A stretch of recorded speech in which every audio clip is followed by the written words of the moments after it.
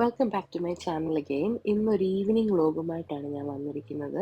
എല്ലാ വീട്ടിലും ഉള്ള പോലെ തന്നെ ഈവനിങ് ഹസ്ബൻഡ് വന്നു കഴിഞ്ഞപ്പോൾ ഒരു ചായ ഒക്കെ ഉണ്ടാക്കാമെന്ന് ഓർത്ത് അടുക്കളയിൽ കയറിയത്. പക്ഷേ നമ്മൾ നോക്കി നിൽക്കുമ്പോൾ ഈ ചായ ഒന്നും തിളക്കത്തില്ല.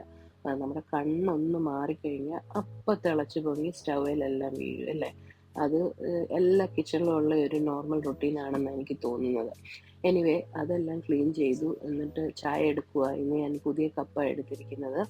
ഞാൻ യൂസ് ചെയ്തുകൊണ്ടിരുന്ന പഴയ കപ്പ് എൻ്റെ ഫേവറേറ്റ് ആയിരുന്നു. എൻ്റെ ഹസ്ബൻഡ് ഗിഫ്റ്റ് കിട്ടിയൊരു കപ്പായിരുന്നു. പക്ഷെ അത് കഴുകിക്കൊണ്ടിരുന്നപ്പോൾ എൻ്റെ കയ്യിൽ നിന്ന് വീണങ്ങ് പൊട്ടിപ്പോയി. പിന്നെ തള്ള ചവിട്ടിയ പിള്ളയ്ക്ക് കേടില്ലെന്ന് പറയുന്നത് പോലെ ഞാൻ പൊട്ടിച്ചുകൊണ്ട് പ്രത്യേകിച്ച് ആരോടും വഴക്കിടേണ്ടിയും ഒന്നും വേണ്ടി വന്നില്ല. കാരണം എൻ്റെ കയ്യിൽ നിന്നാണല്ലോ പൊട്ടിയത്.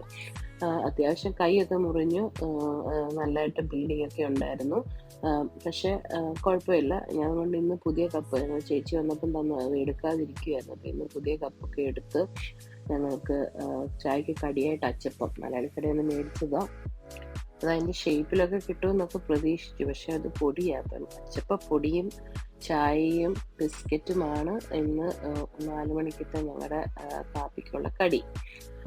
അപ്പോൾ അതുമായിട്ടൊക്കെ ഇരുന്ന് കുഞ്ഞിൻ്റെ കളിയൊക്കെ കണ്ട് അവൾ കാർട്ടൂണിലെ സോങ്സൊക്കെ ഡാൻസൊക്കെ കളിച്ച് പിന്നെ കുറേ വിശേഷങ്ങളൊക്കെ തന്ന് ഇടയ്ക്ക് മടി കയറിയിരുന്ന് ഒരു ഉമ്മയൊക്കെ തന്ന് ഇങ്ങനെ ഇരിക്കുന്നു.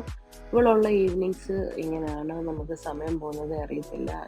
ഉറങ്ങി എഴുന്നേറ്റ് കഴിഞ്ഞ് ഭയങ്കര എനർജറ്റിക്കാണ്. അപ്പോൾ അവളുടെ പേരൻസ് ഇപ്പോൾ വരും അവളെ കൊണ്ടുപോകാൻ.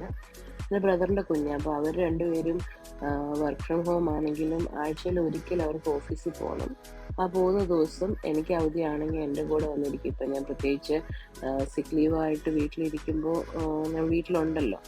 അങ്ങനെ അവളെ എൻ്റെ കൂടെ വിടും. അവളവിടെ ഇങ്ങനെ കളിച്ചൊക്കെ നടക്കും. പിന്നെ ഹസ്ബൻഡ് വന്നു കഴിയുമ്പോൾ ഹസ്ബൻഡ് കൂടെ കുറേ നേരമൊക്കെ കളിച്ച് കഴിഞ്ഞിട്ട് അവർ പേരൻസ് വരുമ്പോൾ പോകും. അപ്പോൾ ഇതാണ് ഞങ്ങളുടെ ഒരു ചെറിയൊരു ഈവനിങ്. വേറെ എല്ലാ വീട്ടിലെയും പോലുള്ള ഒരു നോർമൽ റൊട്ടീനാണ്. ഇനി ഒരു പുതിയ വീഡിയോയുമായി വരുന്നിടം വരെ ബായ്.